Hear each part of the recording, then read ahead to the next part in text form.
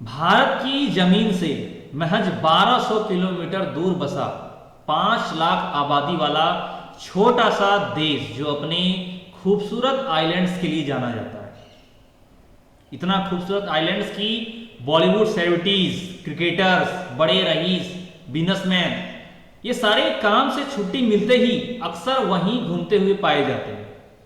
यहाँ के लोग छुट्टियां बिताना वहां पसंद करते हैं। जी हाँ, हम बात कर रहे हैं मालदीव की। मालदीव इन दिनों राजनीतिक वजहों से काफी चर्चा में है। मालदीव के राष्ट्रपति चुनाव में मोहम्मद मोइजू की जीत हुई है। उसके बाद से ये चर्चा और भी ज्यादा बढ़ गया है।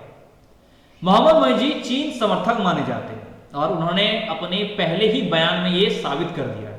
दरअसल मोइजू ने कहा कि वो अपने चुनावी वादे पर डटे हुए और भारतीय सेना को मालदीव के आर्कीपेलागो जो कि द्वीप समूह है वहां से हटाएंगे। अब भारत और मालदीव की दोस्ती की बात करो तो वो काफी पुरानी है। भारत और मालदीव की दोस्ती अभी से नहीं, बहुत पहले से। साल 1988 में राजीव गांधी ने सेना भेजकर मौमून अब्दुल गयूम की सरकार को मालदीव को जब वहां पे मौमून अब्दुल गयूम की सरकार थी तभी मालदीव को बचाया था 1988 में राजीव गांधी ने सेना भेजकर। इतना ही नहीं, 2004 में, उसके बाद 2004 में जब सुनामी आई तो भारत ही पहला देश था जो पहला प्लेन मदद लेकर वहां पे पहुंचा था। और हाल में कोरोना महामारी के समय में भी भारत ने मालदीव को कोविशील्ड वैक्सीन गिफ्ट के तौर पर दी थी। नमस्कार, मैं उमेश कुमार झा और आज की इस वीडियो में आप जानेंगे मालदीव के नए राष्ट्रपति का रुख भारत के लिए चिंता का सबब क्यों है। भारत का समर्थन करने वाला देश अब सेना बाहर करने की बात क्यों कर रहा है। ये कहानी मालदीव और भारत की इस विशेष मुद्दा को लेकर। दरअसल 1200 द्वीपों पर बसा मालदीव दिल्ली से 5 गुना छोटा है, लेकिन बहुत ही खूबसूरत देश है क्योंकि वहां पे द्वीपों का आइलैंड का शहर माना जाता है। आइलैंड का देश, 1200 द्वीप है वहां पे। मालदीव की बात करो तो मालदीव दक्षिण एशिया का सबसे छोटा देश है। इसका क्षेत्रफल 298 वर्ग किलोमीटर है जो दिल्ली से भी 5 गुना कम है। वहीं प्राकृतिक रूप से यह बेहद सुंदर मालदीव 1200 द्वीपों से बसा हुआ है और इनमें ज्यादातर कोई रहता नहीं है, यानी कि ट्रैवल प्लेस, टूरिज्म प्लेस खास करके ज्यादा है, वहां पे आबादी भी कम है। यानी कि देश की 5 लाख आबादी में लगभग 40% लोग राजधानी माले में रहते हैं और द्वीपों में बहुत कम लोग ही रहते हैं। मालदीव एक मुस्लिम देश है। यहाँ पे 98.4% लोग मुस्लिम हैं। मालदीव की आधिकारिक भाषा धिवेही है जो श्रीलंका की सिंहली भाषा जैसी है, यानी कि मिलती जुलती है। इसे अरबी की तरह दाएं से बाएं लिखा जाता है। पर्यटन देश की इकोनॉमी का प्रमुख आधार है। अगर देश की बात करें तो देश में सबसे अच्छी इकोनॉमी का प्रमुख आधार मालदीव है। कई द्वीपों को खास तौर से पर्यटन के लिए तैयार किया गया है। 1200 द्वीपों में कई ऐसे द्वीप हैं जिन्हें पर्यटन के लिए स्पेशली तैयार किया गया, जिसके कारण मालदीव काफी मशहूर या कहें तो बेस्ट टूरिस्ट प्लेस है बाहरी घूमने के लिए, अगर आप द्वीप का मजा लेना चाहते हैं, आइसलैंड करना चाहते हैं। अब बात करते हैं घटना की। तो मालदीव में 2 साल पहले जब शुरू हुआ था इंडिया आउट का जो कैंपेन शुरू किया था, ये मामला वहां से शुरू होती है। आज से 2 साल पहले लगभग इंडिया आउट का कैंपेन शुरू किया गया था। बात 2018 की है, करीब 2 साल पहले, यानी 2018 से ये शुरुआत होती है। चीन के करीबी और पीपीएम के नेता राष्ट्रपति अब्दुल्ला यामीन राष्ट्रपति चुनाव हार जाते हैं 2018 को। चुनाव हारने के बाद में उन्हें हवालेबाजी और $1 अरब के सरकारी धन का दुरुपयोग करने का दोषी पाया गया। फिर घटनाक्रम में आगे 2019 में यामीन को 5 साल की सजा हुई। अब नए राष्ट्रपति कौन बने तो इब्राहिम मोहम्मद सोलिह, जो इंडिया फर्स्ट की पॉलिसी पर चलते थे, यानी कि इंडिया को हमेशा वो प्रायोरिटी देते थे। इंडिया से उनका अच्छा दोस्ती था 2019 में जब वो बने थे। कोरोना के चलते यामीन की जेल की सजा को नजरबंद कर दिया गया, नजरअंदाज कर दिया गया और उसे नजरबंदी में बदल दिया गया। उसके बाद नवंबर 2021 में यामीन के खिलाफ लगे सारे आरोप खारिज कर दिए और 30 नवंबर को रिहा कर दिया गया उन्हें। इसके बाद उनका दोबारा राजनीति में आने का रास्ता भी साफ हो गया, क्योंकि उनपे ये सारा आरोप हटा दिया गया था, उनका सब क्लियर हो गया था, तो रास्ता फिर से आ गया। तो इसके बाद वो फिर चुनाव प्रचार में जुड़ गए और अक्सर अपने भाषणों में लोगों से अपील करने लगे कि अपने घरों की दीवारों पर इंडिया आउट लिखें। यहां से इंडिया आउट का कैंपेन शुरू होता है, यानी कि 2 साल पहले, साल 2021 से। उसके बाद 2023 के राष्ट्रपति चुनाव में मोहम्मद सोलिह के खिलाफ मोहम्मद मोइजू ने दावेदारी पेश की। उन्होंने मालदीव में कथित भारतीय सेना की उपस्थिति के खिलाफ इंडिया आउट यानी कि भारत को बाहर निकालो का नारा दिया था और इसे लेकर कई विरोध प्रदर्शन भी आयोजित किए गए थे। यह अभियान इस बात पर आधारित था कि भारतीय सैनिकों को मौजूदगी मालदीव की संप्रभुता के लिए खतरा है। ऐसा उन्होंने इस बात का आधार बनाया था कि भारत सैनिकों की मौजूदगी मालदीव के लिए खतरा है, संप्रभुता के लिए। अब बात करते हैं वर्तमान की। तो पिछले शनिवार को मालदीव के राष्ट्रपति चुनाव के नतीजे आए और चुनाव में प्रोग्रेसिव पार्टी ऑफ मालदीव यानी पीपीएम के नेता मोहम्मद मोइजू की जीत हुई। पीपीएम गठबंधन को चीन के साथ करीबी रिश्तों के लिए जाना जाता है और मोइजू की जीत के साथ ही ये अटकलें और तेज हो गई कि अब तक मौजूदा राष्ट्रपति इब्राहिम मोहम्मद सोलिह की ये इंडिया फर्स्ट पॉलिसी यानी कि भारत पहले वाली पॉलिसी मालदीव का रुख बदल जाएगा और ये भारत के लिए एक परेशानी बन सकता है। वहीं चीन समर्थक मोइजू को चुनाव जीतने पर प्रधानमंत्री नरेंद्र मोदी जी ने भी रविवार को बधाई भी दी थी और उन्हें ट्वीट कर लिखा था कि मालदीव के राष्ट्रपति चुने जाने पर डॉक्टर मोहम्मद मोइजू को बधाई। भारतीय मालदीव के साथ द्विपक्षीय संबंधों को मजबूत करने और हिंद महासागर क्षेत्र में सहयोग बढ़ाने के लिए प्रतिबद्ध है। यानी कि उन्होंने अपने संबंध, अच्छे रिश्ते और बधाई के साथ नरेंद्र मोदी ने भी ट्वीट किया था। इसके एक दिन बाद ही सोमवार को मालदीव के नवनिर्मित राष्ट्रपति मोइजू ने अपने समर्थकों को संबोधित किया और उन्होंने कहा कि वह अपने चुनावी वादे पर डटे हुए हैं और भारतीय सेना को मालदीव के आर्कोपेलागो यानी द्वीप समूह से हटाएंगे। मोइजू ने यह भी कहा कि विदेशी सेना की वापसी तय नियमों के तहत होगी और जिनका सहयोग जरूरी है वो जरूरी होगा और उन्हें इस प्रक्रिया में शामिल किया जाएगा। अब सवाल यहां पे एक गया था कि मालदीव में भारतीय सेना कर क्या रही है। तो आपको बता दूं, भारत ने मेडिकल इवैक्यूएशन और हिंद महासागर में समुद्री निगरानी में मदद के लिए मालदीव को 2 हेलीकॉप्टर, एक डॉर्नियर विमान दान में दिया था और इस समय मालदीव में तैनात 75 भारतीय सैनिकों में से अधिकांश विमान के रखरखाव और ऑपरेट करते हैं। मालदीव में जो तैनात है 75 भारतीय सैनिकों में से अधिकांश विमान की जो रखरखाव और ऑपरेट करते हैं वहां के।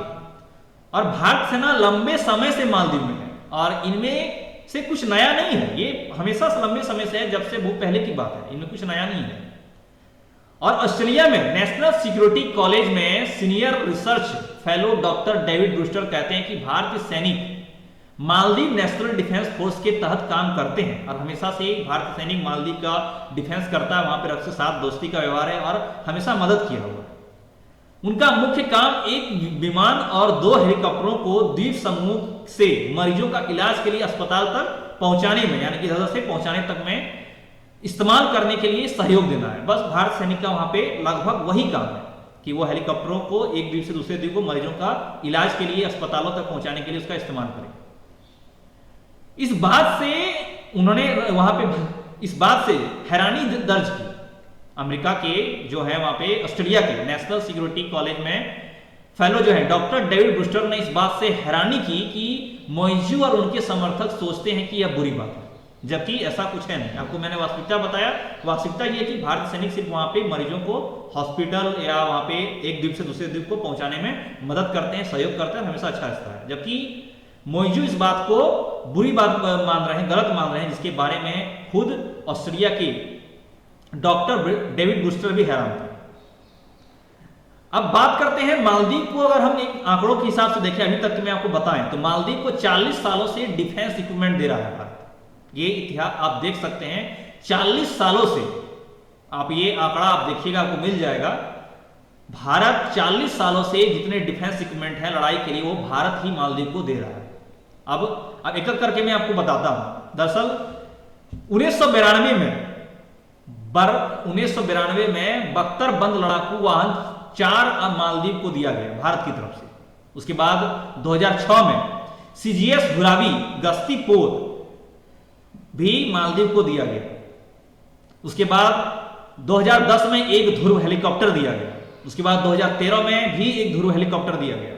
2019 में एक सीजीएस कामियाबू यानी कि फास्ट इंटरसेप्टर बोट दिया गया भारत की तरफ से। मैं बता रहा हूं आपको भारत की तरफ से क्या क्या दिया गया।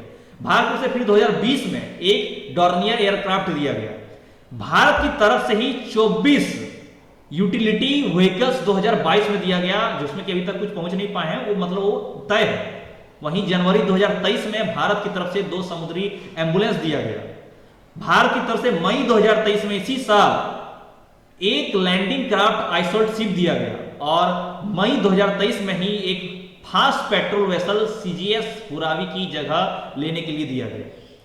आप इन आंकड़ों को देखेंगे तो करीब 30 से भी ज्यादा 30-35 जितना हमेशा से 2006 कहते हैं 1992 से ही लगभग 40 सालों से भारत मालदीव को डिफेंस इक्विपमेंट देता आ रहा है, यानी कि हथियार देता आ रहा है। यानी कि आप सोच सकते हैं कितना अच्छा रिश्ता रहा है। और ऐसे में ये बात सामने आना एक चर्चा का विषय है। अब सवाल यह है कि क्या चीन के बढ़ते दखल की वजह से मालदीव ऐसा कर रहा है या मालदीव का अपना कोई ऐसा सोच या विचारधारा है।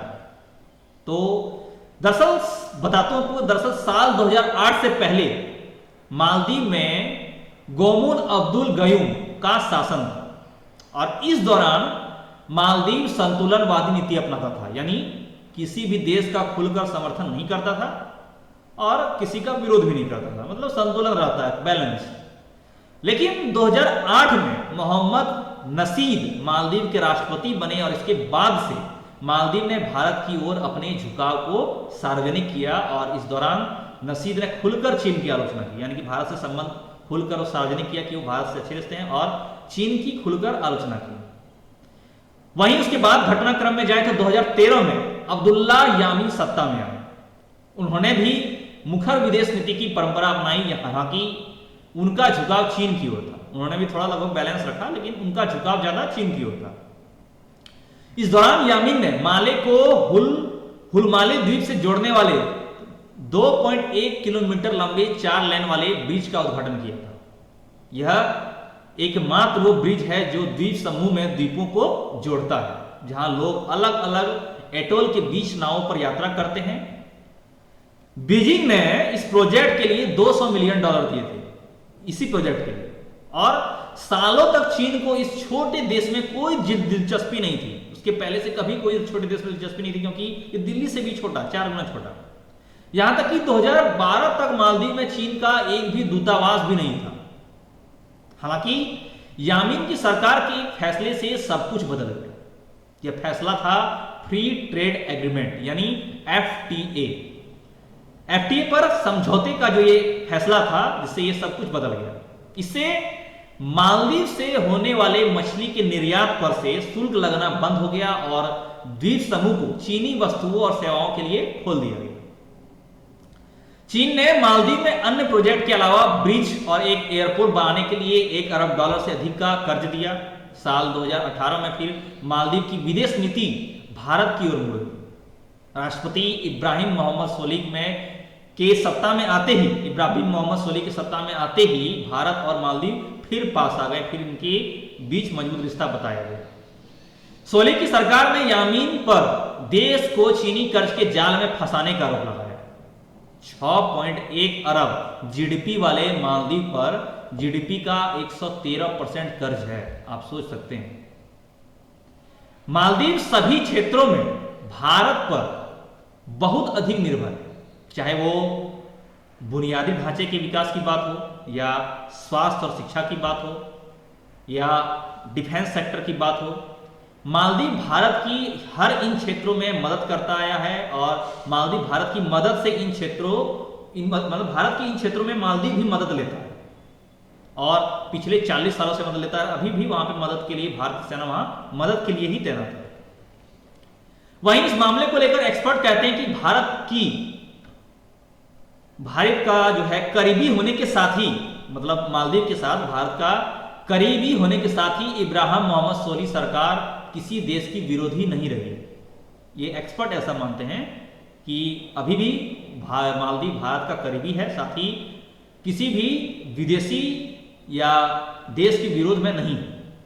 इब्राहिम मोहम्मद सोली ने कॉमनवेल्थ के साथ मालदीव के रिश्तों की फिर से शुरुआत की है, एक्सपर्ट का ऐसा मानना है। और उनका कहना है कि चीन के साथ बेहतर संबंध रखे और कई देशों के साथ राजनीतिक संबंध स्थापित किए इस दौरान मालदीव ने, इस हाल में। अब बता दूं, हिंद महासागर पर नियंत्रण के लिए मालदीव सबसे अहम है। मालदीव का जो 1200 द्वीपों से बना जो मालदीव है वो दरअसल हिंद महासागर में भारत के दक्षिण में एक खड़ी लकीर जैसे हम द्वीपों के करीब से दुनिया को अहम शिपिंग रूट गुजरता है। इसी द्वीपों के से करीब मतलब एक लाइनिंग एक शिपिंग रूट जुड़ता है, जो ना बोट का ये रूट वहीं से रास्ता गुजरता है। यह पूरब से पश्चिम को जोड़ने वाला मुख्य शिपिंग रूट है और यही भौगोलिक लोकेशन मालदीव को रणनीतिक रूप से बेहद अहम बनाती है, जिसकी नजर बाद में सबको पड़ी। भारत और चीन हिंद महासागर को अपने नियंत्रण में रखने के लिए मालदीव में करोड़ों डॉलर खर्च कर चुके हैं।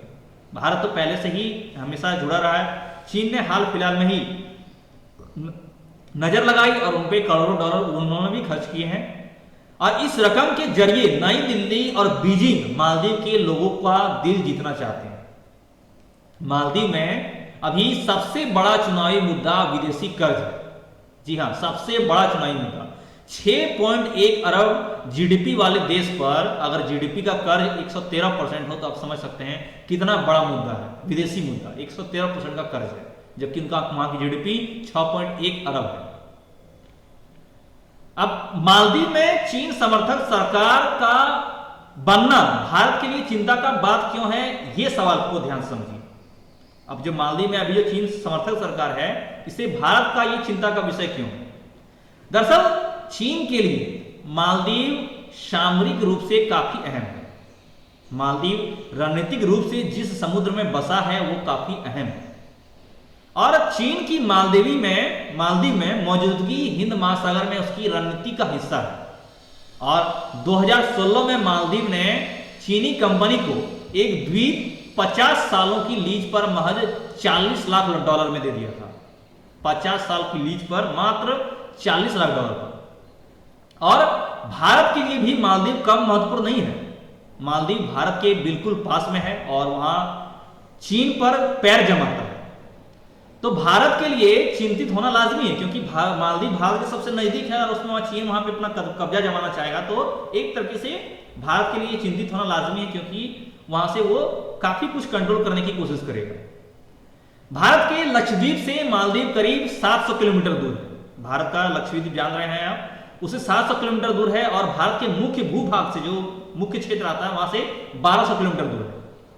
और विपरीत हालात में मालदीव से चीन का भारत पर नजर रखना आसान हो, अगर चीन वहां पे अपना बना लेता है, उनका वहां पकड़ हो जाता है, तो वहां से वो आसानी से भारत पर नजर रख सकता है।